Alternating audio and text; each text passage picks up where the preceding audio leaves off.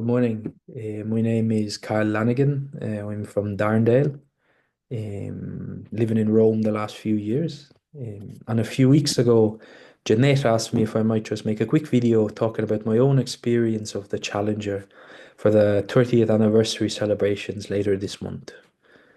And so the Challenger. I would have finished in 2016, which is when I finished secondary school. And I went straight from secondary school to university. I went to Trinity for my first degree, which was a BA in Catholic Theology. And I finished that in 2020, which was, of course, the height of COVID and the lockdown and everything else. So, in the end, there was no big celebration, there was no graduation ceremony or anything like that. And not long after I submitted my dissertation, I was sent to London to continue my studies for the priesthood. Um, After a few months, though, in London, out of the blue, I got a phone call asking if I wanted to go to Rome for further studies. Now, I had never been to Italy before in my life. I didn't speak any Italian, but I went anyway. And nearly 5 years later, I'm still here, and I'm in my third degree now. Last year, I finished an MPhil, a Master's of Philosophy, and in September, I started a Master's of Divinity, which is a 3-year course. But the challenger in my life, what can I say? I've been thinking about it now for a few weeks, and the first thing that came to mind is the same thing that comes to mind every time I think about it. And it's that apart from the social aspect or the cultural aspect of the trips we used to go on around Dublin, around Ireland, the Challenger gave me a confidence in myself in academic settings. Now, in my family, I'm the first to go to university. My parents were always big on education. They always highlighted the importance of education and they always encouraged us. And they supported us in whatever we wanted to do in life after school. But the big thing in our house was to get to the Leaving Cert, to do the Leaving Cert, and then afterwards we were free to do whatever we wanted with their support. Now, even my brothers and my sister, they all went out to work after school. They all did very well for themselves. Um, I chose a slightly different path in life. And again, I was the first to go to university, with every support from my parents and from my family. My parents themselves wouldn't have a lot of education behind them, a lot of formal education behind them.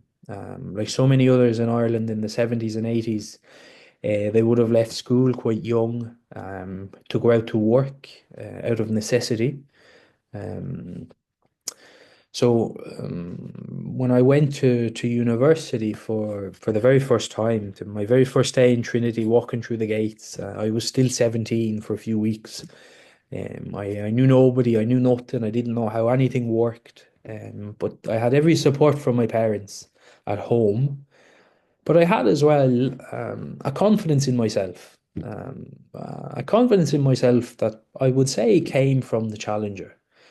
And it was this reassurance that education was just as much for me as it was for anybody else. No matter, regardless of their background, of their capabilities, I wanted this. I worked for it. I put my head down and I worked for it, and here I was. Um, and yeah, I knew that if I put my head down and I worked here, I would achieve what I had what I wanted, which was my degree. Um, and that is, I suppose, that gift of the Challenger for me. And now, I have nieces and nephews and everything else in secondary school, coming up to leaving cert age, so they're starting to think and talk about the future and everything else. And for me, it's a great privilege and a great joy to be able to speak to them as well about university, should they wish. And I suppose now in my family, these conversations are a lot more normalized. The Challenger also opened up a lot of doors for both of my parents in terms of courses and further education that they undertook. Again, thanks to the Challenger.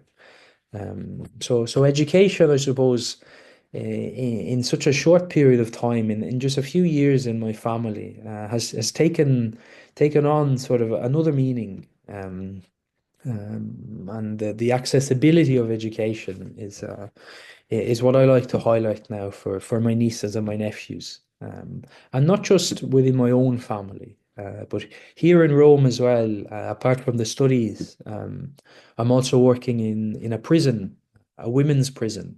There's of course there's a lot of sadness and a lot of grief and a lot of negativity in places like this naturally, but a lot of joy as well.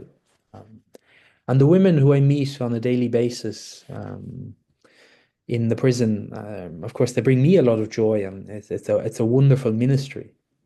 And a big part of the ministry in the prison is education. And for me, I suppose what I take into the prison with me is this spirit of the challenger, which is this confidence in education, and this ability to say to the women who I meet on a daily basis, if you want this, put your head down and work for it, and you can achieve it, regardless of your background, regardless of your capabilities, what you might be good at, what you mightn't be good at. Education is for everybody. And that's what I like to. There are a lot of people now in the prison, a lot more qualified than me when it comes to education. But the little bit that I do, it's that it's to encourage it's to encourage education, to encourage accessibility to education, and to let the people, let the women know that education is just as much for them as it is for anybody else, regardless of their background. And that for me, I suppose, is the gift and the beauty of the challenger. So thanks, I suppose, to everybody. Thanks especially to Jeanette, whom I would have met on my very first day in the Challenger, and for all of the hard work that goes into to the Challenger. And all the very best for this anniversary of 30 years and for many more years to come, please God. And God bless.